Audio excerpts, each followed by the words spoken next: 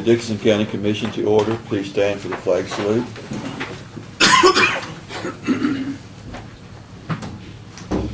I pledge allegiance to the flag of the United States of America and to the republic for which it stands, one nation, under God, indivisible, with liberty and justice for all.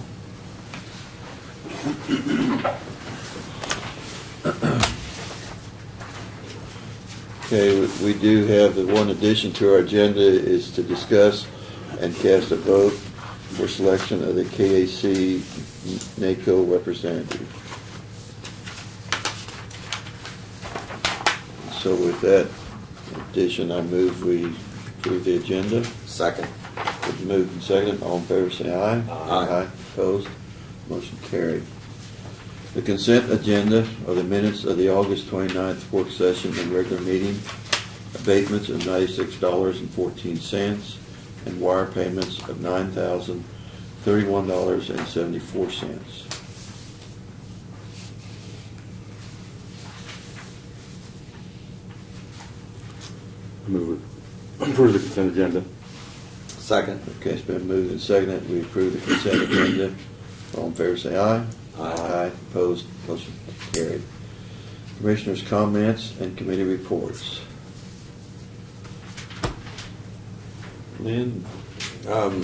Really just about the only thing is I did go ahead and go over to the parade there at Labor Day parade at Chapman. And they had a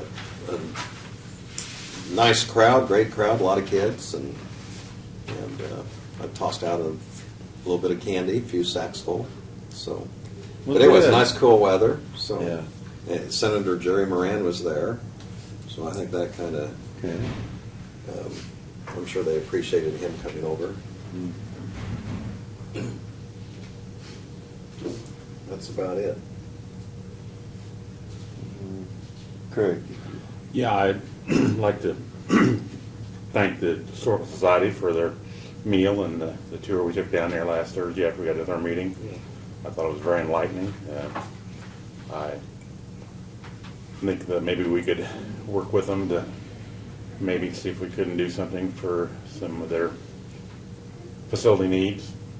I know they've done it several years ago, but I think we, at least when we went over to the other building over there, Vern and I, and some of the stuff there, I think they've got a need for some additional facilities, or to protect what they've got and maybe enhance the deal down there. You were here when the Chases, John and Cody, they made let me thank Dustin for the work he's done with them on their zoning commission. Had a lot of comments. I was that morning at the Labor Day in Chapman. People thanking us for the road work, and I reevaluated. That I couldn't take the credit for that. There was a former commissioner, Mr. Myers, who did that. And then I was wanting to know, we missed the community assessment deal, Brad. How'd that go? I have not gotten a report Okay. yet, so. Yeah. That's all I have, Lauren. Okay. Well, I thought we had a very enlightening tour of the Historical Society, and I guess I was amazed at all the things that they had stored away that really don't have a place to exhibit them. Like I say, they had a lot more historical things than what I realized they had, I guess. And so I think it was well worthwhile that we had that tour. Really, I think they have some ambitious plans, but probably really necessary ideas to do some improvements and expansion. And it really is quite a repository of a wealth of historical information and artifacts. And that was a nice meal. Yeah, I did get. I printed off something off the our internet. It was from Kitty J. Persinger. How would I go about receiving notification of upcoming land sales? property and home, so I'll give that to Brad, and how are you gonna handle that? Okay.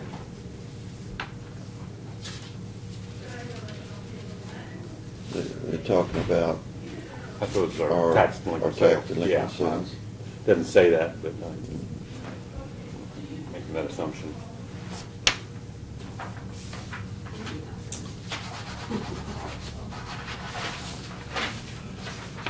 Okay.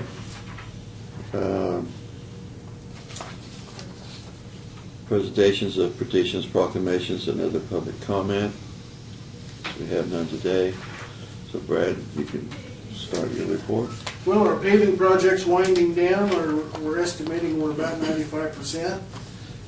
The shelling crews should complete Jeep Road this week. And then the only thing left is the 3.5 miles of 1900 Avenue from K-15 over to Eden Road. So they shouldn't have any problem getting that done next week. So things are going well there.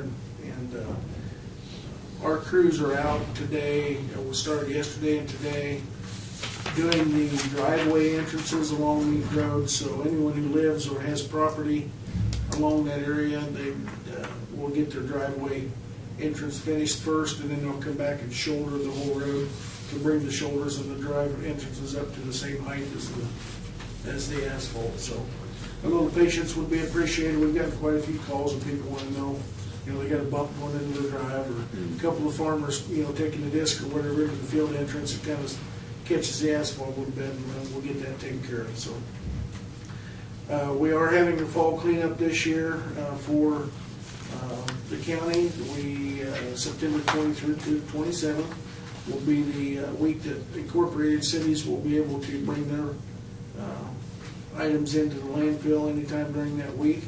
The public portion of that, if it's not a city employee or city truck, will be the 26th, 27th, and then the half day on the 28th. So landfill fees will be waived during that period of time for anyone who wants to take the appropriate items from the landfill. So that could be any rural. That could be any rural, or anybody in town that wants to take it out themselves. I see. So, and the reason that we only do the 2.5 days, if the question were to come up, is simply because it takes extra personnel on our part. Right. We have to rob some staff from Martin to put out there to help, because there's so many people bring things in. We have to unload the vehicles for them, and we just don't have the staff to be able to do that for the full week. So we try and combine that into a 2.5 day period to help reduce that cost on our part a little bit. So, but when the cities are taking their loads out, their guys unload it, so it doesn't take any extra personnel on their part. So. The guys are replacing some tubes on 3300 Avenue in the 500 block, and that's actually a location that's a little bit different than some. I know we get accused at times of, or at least the perception is that we have replaced a tube and decreased the size so that the township's responsible for it from there on out. In this case, it's actually reversed. We've got a location where it's been a township-sized tube, and when we did the calculations, it requires a little bit bigger tube. So we're replacing the tube. From there on out, it's going to be of the size that's our responsibility. So, but they're doing that, should have that completed this week without any problems. So, the sheriff is arranging an extradition from Mercer, Pennsylvania. They'll come out of diversion funds using an extradition company. You need to know that. The highway crews yesterday removed the material and items from the Detroit bypass so that the contractor for the sewer lagoon seeding can come in and take care of that.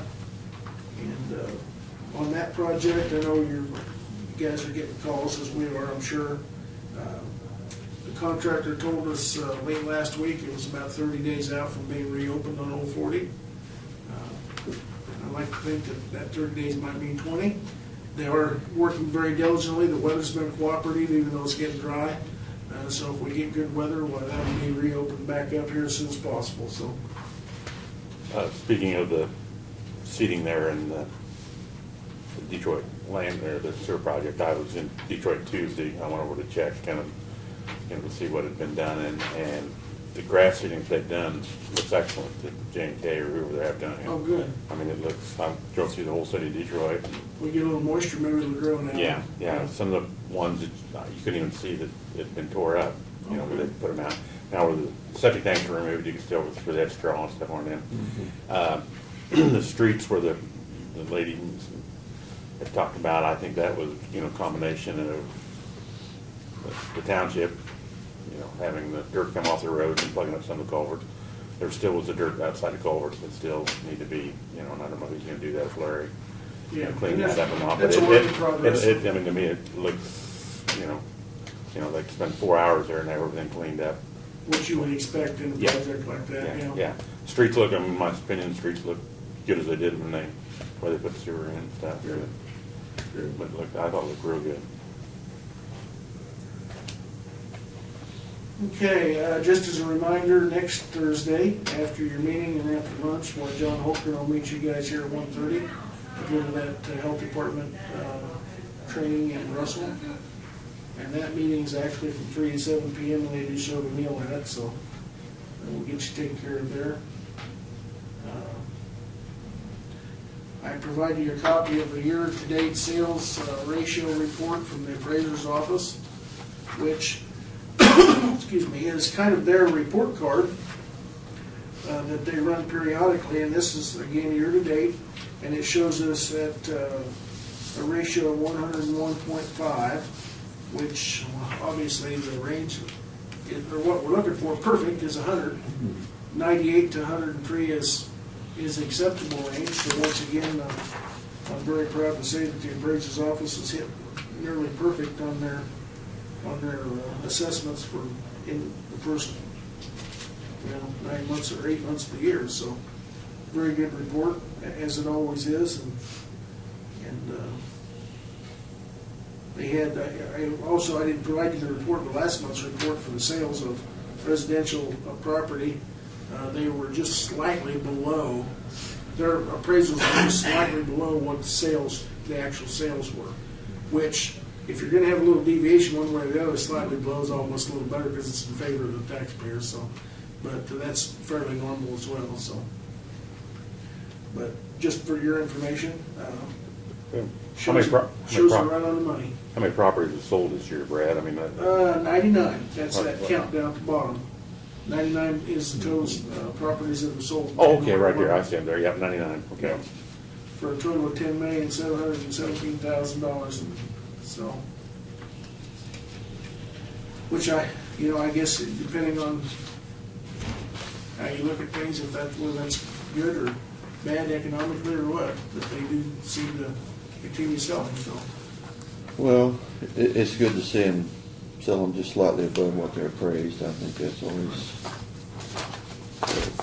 from the public standpoint, they can't accuse us of being overpraising their property when they actually do sell a little bit more. But that's like I say, Bruce does a very excellent job of trying to get those as accurate as possible. And like I say, 97% is like a perfect figure for me. Yeah. What's the, I know we don't have it now, but maybe we could find, kind of a 5-year average of what, that this year's have sold, like I said, we got 99 this year, was there? That I don't have, but I can get it. Yeah, I mean, just for. Well, the 3 years that I remember, he's always been right at this 99. No, at 99. You mean the number of units Yeah, sold? no, yeah, units sold. Yeah, units sold. No, Yeah, I'm sure on the that. years since Bruce has been here, he's always been right on the money. as Right, far I as- was just talking about the count here. As far as the number count, I don't know, Yeah. but I get Yeah, that. I mean, It'd be to me- interesting to see kind of where. Yeah, how whether much we're- it takes whether moving. we're flat or whether it's gone up From or 208, down. I mean, I don't want to go back that far, but, when the market kind of busted, and see what the properties Yeah, at. it'd be interesting to see. I'll get that, so. Thank you. That might give us an indicator of what those numbers really mean, Yeah. Yeah. based on the History. Well, I the think, economy has done. I think the sales, I would imagine have picked up a little this last year or two. Yeah, I think it has, and the interest rates being low always help too, so, a number of factors, so. The two items you have for action, of course, is the change order number 2 on the sewer district, and sewer district number 3, get all these numbers straight.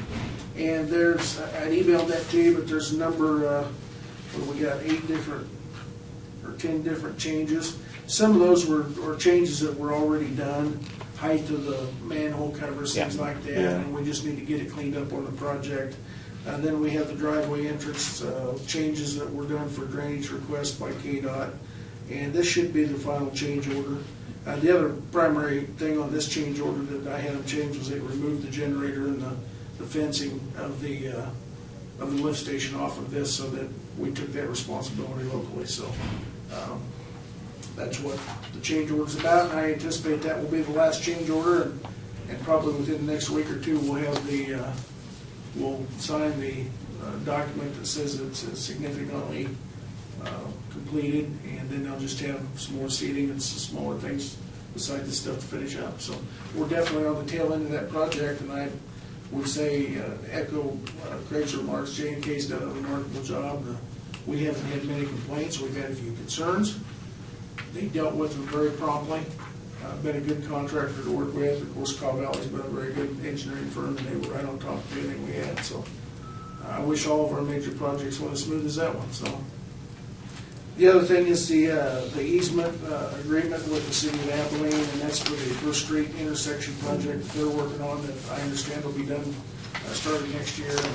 And it simply requests that we give them just a little bit more, a few extra feet on the corner, First and Buckeye here on the county property to widen up that intersection a little bit. So other than that, that's all I've got. Okay. Doug, did you have anything for us today? No, I do not, thank you. Okay. Okay, we go on then to notices and communications. This is a letter from the Kansas Department of Commerce, and it was dealing with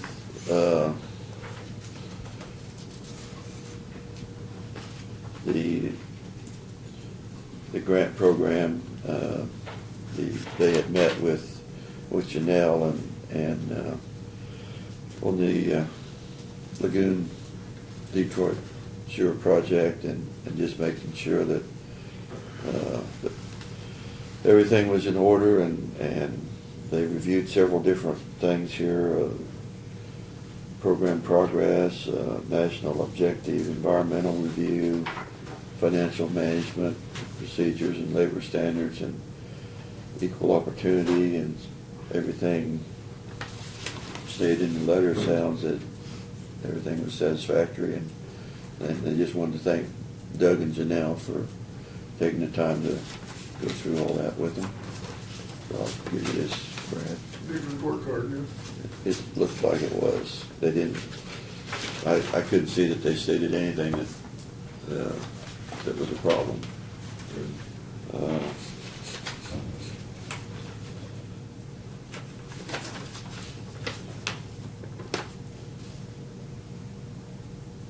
This is, I didn't have it, I showed this letter to Craig, but Lynn, this is a letter that they just want us to be aware of. It's a program for more or less beginning farmers that it's if they're purchasing land, that they can get a little lower interest rate.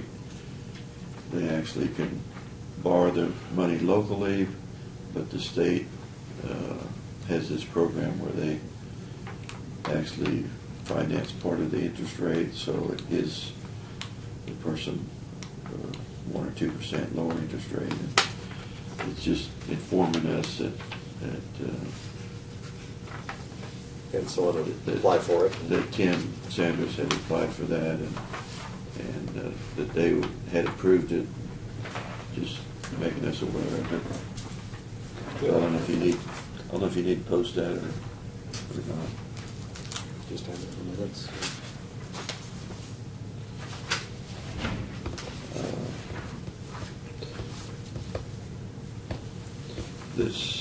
This we will be taking up, with we did get the resume from,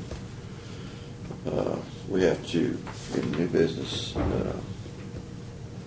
decide who to vote for here on the ballot as far as our NACO representative, and so we would take that up in new business.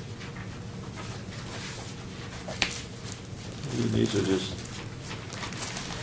magazine and our NACO newsletter.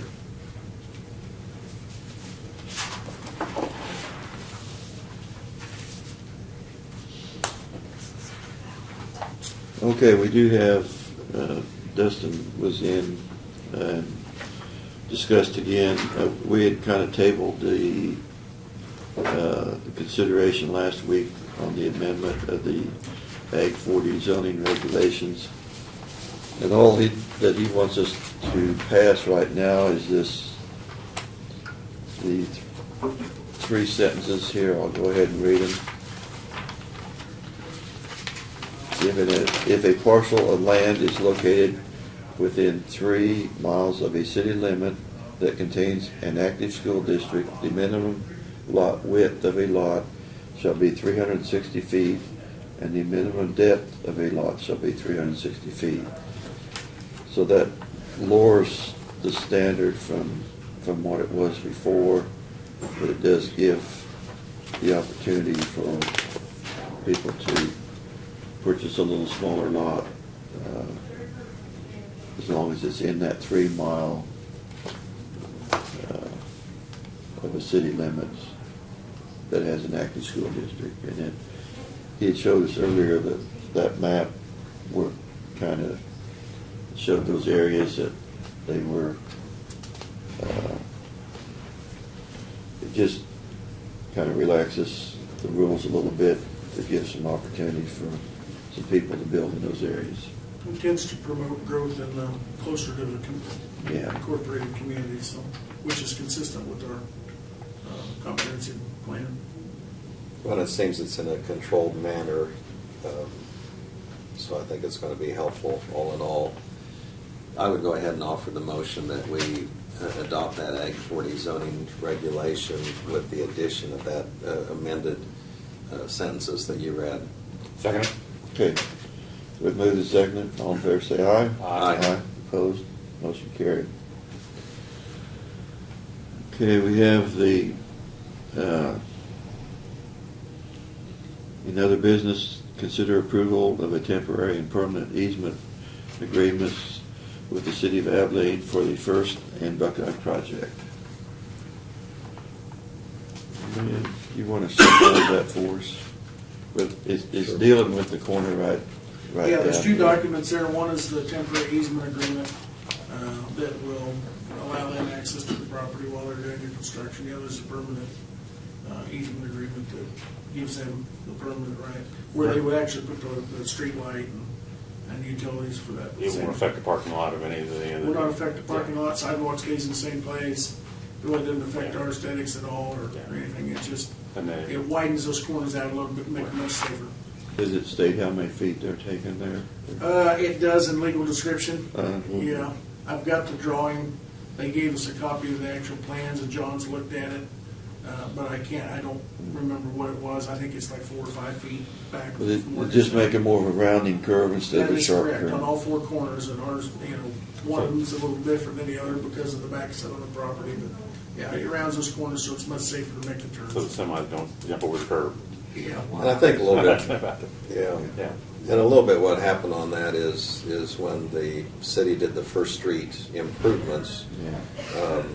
there were monies used specifically for that, but since K-15 and Buckeye, since it's a highway, it actually qualified for a geometric improvement. So they had a funding mechanism, the city of Abilene, that they could utilize, and so that's why they separated that out from the project. So I now see. they're ready to go ahead with those improvements, and like you say, it will enhance the angle of the radius as far as turning is concerned for larger trucks, and that First Street, really it's a farmer to city roadway, you might say, with all the elevators and the Yeah. access and the people coming from Enterprise and so on. So this just actually allows them to take that temporary easement.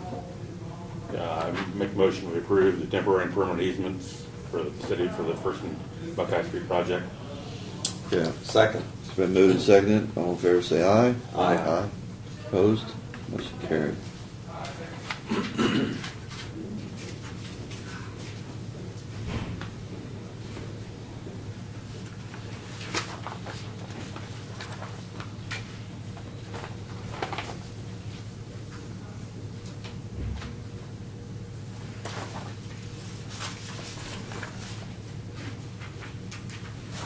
Okay, just the two places then.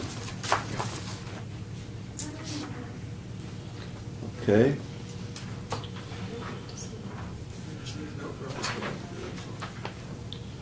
The consider approval for the change order number 2 for the sewer district number 3 project, and Brad had emailed us all those change orders. I guess I questioned a little bit the expense on some of those, but when you're dealing with the state, with Highway 43 there, as far as the culverts, a little more expensive to put in than what we'd normally put in, but And I might add on that driveway entrance, originally, we had planned on doing that entrance ourselves with our highway crews. That was before we had the flooding, and then the playing field changed a little bit, and we became inundated with projects. So given the fact that we had money in the project to do this, we need to get it done quicker, and we simply don't have the time to do it right now. We've changed it to put it on there, so that's another reason why it's on that as a change order, so. You want to go through the change order? Would you like me to read? Yeah, the what items would to you, you? yeah, Okay. what would you, Brad? First item is purchase of 2 spare impellers for the lift station pumps. They have those on hand. That's an additional $4,000. The cost to construct the revised lagoon entrance is $15,572. Originally, we had a culvert in place, and it was designed that way, but due to drainage concerns on behalf of KDOT at the corner of K43 and Highway 40, with the assistance of our engineer and KDOT's engineer, they agreed to go to a low water crossing type entrance, which changed those numbers a little bit. We had a little bit additional quantities as far as rock for road repairs and driveways in town, which is $1,700. There was a slight amount of additional sanitary sewer main that was needed, which is $664. We had some extra work that was done on the force main construction due to a fiber optic line that was installed between the time the project was designed and the time it was actually, the work was done, which increased the cost of $2,500 to go around that. We had the bid item that was in the project to start with, but we weren't sure if we had the money to do it, to pump out the existing septic systems. That was a $21,000 cost. So basically, the people in Detroit are paid the bill to have their old systems pumped out and filled in. We had some additional manhole rings that had to be in place, $724. We did have a decrease in some homeowner constructor connections. That was $6,747. We had a reduction in the lagoon slope riprap, which decreased the cost $13,043. We had a reduction because of the driveway entrance design change of $439 in the fencing around the lagoon, and then the additional driveway entrance for the farmer just north of there that was a part of contingent on the plan, on the purchase of the original lagoon property from the start of $14,555, so that he has access, because the lagoon's actually located where his original drive was onto the property. Right. So we had to, part of the agreement was we would provide him a new driveway in, which is that change. So the total change with the increases and decreases is $40,487. So, and that, I might note that also puts us almost $63,000 below the total amount that was budgeted that's in the account. So they, What, does that money just get turned back then? Or what? no, actually, that money will go back into their account and can either be put in the maintenance and equipment fund, or they can use it to pay some of the expenses, maybe lower their bond and interest. It kind of depends on what that board wants to do, because they're the ones that are making the payments on it, so. So the sewer board will make Yeah, that once decision? we get the generator, the fence, and everything's all done, and then they can meet and decide how they want to deal with that, so. Okay, Because it's part of the loan, they borrowed the money, so. Right. If they want to pay some of it back off early, or, you know, I'd probably meet with Doug McKinney and get their best options and what, if there's any incentives to pay anything off early, or leave it in there for future. You know, maybe they want to decrease their payment a little bit for a couple of years, I don't know how they'll deal with it. That'll be up to them to recommend to you what they would like to do, so. well, I think they'd want a little reserve for maintenance, but. Right. I think we're set up pretty good on it, you know, with some spare parts and things, but it never hurts to have a little bit of a cushion in there. And the other thing is, just as a reminder that the people in Detroit, those 40 homes or so, give or take a couple, they're the ones that are paying for this system. So even though it's Dickinson County Sewer District number 3, the people that are using it are the ones making the payments, we're just the fiscal agents, the ones helping coordinate it, so. Okay, any more questions on the change orders? I move we approve change order number 2 for sewer district number 3. Second? Okay, it's been moved and seconded. All in favor, say aye. Aye. Opposed? Motion carried. Okay, the item that we added to our agenda was to review and consider the NACO ballot to select the Kansas representative, and we have kind of discussed this. Dwayne Patrick has been our representative, and this is for another 2-year term. And I have talked to Dwayne, and he would like to serve this 2-year term, and he kind of indicated to me that after that he would not be running again. So I move that we vote for Dwayne Patrick for the McPherson County Commissioner to serve as a NACO representative. Second? Been moved and seconded. All in favor say aye. Aye. Opposed? Motion carried. So I just need to put an X in the box. I think the rest of it's for Barbara to fill up. Yeah, you gotta verify my X in the box. You don't have to sign it? I don't think so. You just certify that that's what they did. Okay. I saw you do it. Okay.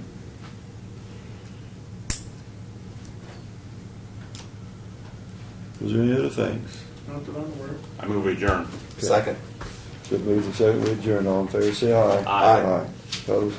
Motion carried.